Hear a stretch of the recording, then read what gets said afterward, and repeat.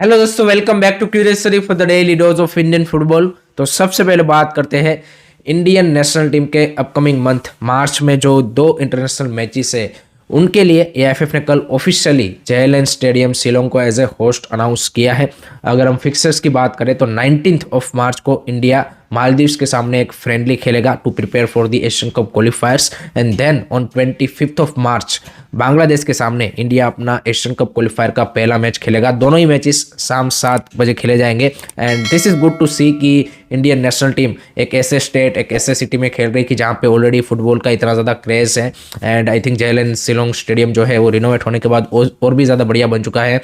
Recently हमने देखा जिस तरह से उसकी पिच की क्वालिटी है या फिर जिस तरह से फैंस ने भी, आप देखिए आईएसएल का पहला मैच था नॉर्थ ईस्ट का और जिस तरह से उन्होंने सपोर्ट वहाँ पे दिखाया, दुरान कप के दौरान जिस तरह से सपोर्ट देखने को मिला। So I think definitely national team खेल रही है तो सपोर्ट में कोई कमी नहीं रहने वाली। आई थिंक 15,000 कैपेसिटी का जो स्टेडियम है वो फुल हाउस ही होगा एंड होना भी चाहिए क्योंकि टीम को वो बैकिंग भी चाहिए। It's important match against Bangladesh particularly and Asian cup अगर हमें क्वालिफाई करना है तो जो ये पहला मैच है we need to start with win because you have to finish on top of the table. So इन कई महीनों में I think this is going to be this special match for Shillong Meghalaya fans and all you can say कि North East fans. So I think एक exciting match and India इस match को दोनों ही match इसको जीतेगी तो उससे बढ़िया चीज़ नहीं होगी। लेट मी नो गाइस, आप कितने एक्साइटेड हो ये जो मार्च के दोनों इंटरनेशनल मैचेस है, कमेंट सेक्शन में ज़रूर बताइए। नेक्स्ट उसके बाद करते हैं एएफएफ का जो कॉन्स्टिट्यूशन के रिगार्डिंग सुप्रीम कोर्ट में केस चल रहा है उसकी 11 को अभी रिसेंटली हियरिंग थी तो अगेन सुप्रीम कोर्ट ने एक और डेट उसमें दे दी है एंड नाउ 25 ऑफ मार्च को यहाँ पे फिर से इसकी हियरिंग या फिर फाइनल वर्डिक्ट यहाँ पे सुप्रीम कोर्ट दे सकता है। सो वहाँ पे तारीख ही दे रहे हैं। 25 को इंडिया बांग्लादेश के सामने भी खेलेगी एंड इधर यहाँ पे एएफएफ का जो न्यू कॉन्स्टिट्यूशन है उसका मे बी केस भी का भी डिसीजन आ सकता है। सो लेट होप सो कि इसको जल्द से जल्द भाई सुप्रीम कोर्ट सॉर्ट आउट करे क्योंकि this is a really important in terms of the Indian footballs growth wise क्योंकि आपको एक स्टेबल कॉन्स्टिट्यूशन चाहिए कि जो आपकी एडमिनिस्ट्रेटिव लूप होल से या फिर जो भी मिसमैनेजमेंट अभी हो रहा है उसको ठीक करने के लिए या फिर उसको उसमें रिस्पॉन्सिबिलिटी ऐड करने के लिए या फिर उसमें ट्रांसपेरेंसी लाने के लिए this is a very important step because at the moment there is a not a clear cut वे कि भाई यहाँ पे किसी बंदे को निकालना है तो पुराने कॉन्स्टिट्यूशन से आप निकालोगे, नए कॉन्स्टिट्यूशन से निकालोगे, उस फिर कोर्ट में चला जाएगा। तो there are a lot of this kind of things involve and ये जो है वो अभी इंटरिम बॉडी चल रही है and we have seen enough mismanagement from their side. So let hope so supreme court इसको थोड़ा सा प्रायोरिटी या फिर थोड़ा सा सीरियसनेस के साथ इसके रिगार्डिंग जो फाइनल वर्डिक्ट है वो दे एंड ताकि आगे चीज़ें भाई आप बढ़ पाए। सो वो ज़्यादा ज़रूरी चीज़ है। आपका क्या थॉट है इसके बारे में कमेंट सेक्शन में बता देना मेरे को। अब बात करते हैं इंडियन वुमेन्स नेशनल टीम के जो रिसेंटली अपॉइंटेड कोच है क्रिस्पिन छेत्री। उन्होंने रिसेंटली एएफएफ को जो इंटरव्यू दिया उसमें उन्होंने अपने अपकमिंग प्लान्स के बारे में बोला जिसमें obviously the first challenge is pink ladies cup and उन्होंने उस चैलेंज को एक is a preparation for the Asian cup क्वालिफायर्स बोला कि इट्स वेरी इंपॉर्टेंट। एंड एक चीज़ और उन्होंने बोली कि this is good to see कि हम ऐसी टीमों के सामने खेल रहे हैं या फिर हमारे से बेटर टीमों के सामने खेल रहे हैं। अगर आपको अपने आप को बेटर करना है then definitely you have to play against the best. ऐसा नहीं है कि भाई आप देखिए जैसे हमने हमारी मेंस टीम के साथ पिछले 2-3 सालों में किया है कि हम लोअर रैंक टीमों के सामने खेलते रहे। सो यू डोंट नो कि भाई आपका क्या लेवल है, आपको कहाँ पे इम्प्रूवमेंट करना है। एंड जब हमने एशियन कप में खेला उसके बाद तो फिर आप स्ट्रगल किए। सो आई थिंक वुमेन्स टीम के लिए भी ये ज़रूरी है कि दे रेगुलरली प्ले अगेंस्ट दी उनसे हायर रैंक टीमों के सामने आप जितना खेलोगे उतना ही ज़्यादा हमारे प्लेयरों को एक्सपोजर मिलेगा, उनको पता चलेगा कि भाई हमारा स्टैंडर्ड क्या है और कहाँ पे हमें इंप्रूव करना है। एंड क्रिस्पिन छेत्री ने एक एग्जांपल भी दिया कि जब मैंने एएफसी वुमेन्स चैंपियंस लीग में ओडिशा एफसी के साथ में था तब मैंने जापान के क्लब के साथ उर्वा रेड और उन सब के साथ खेला तो आई गोट टू नो कि भाई किस तरह से इनके प्लेयर खेल रहे हैं, क्या प्रोफेशनलिज्म है, not only on the field outside field भी किस तरह से उनके प्लेयर्स ऑपरेट करते हैं, सारी चीज़ें। तो ये आई थिंक एक अच्छा लर्निंग एक्सपीरियंस है। एंड दूसरी चीज़ उन्होंने बोली कि एक अच्छी स्क्वाड हमने पिक की है, क्या बोलते हैं कि एक्सपीरियंस प्लेयर भी है, यंगस्टर भी है।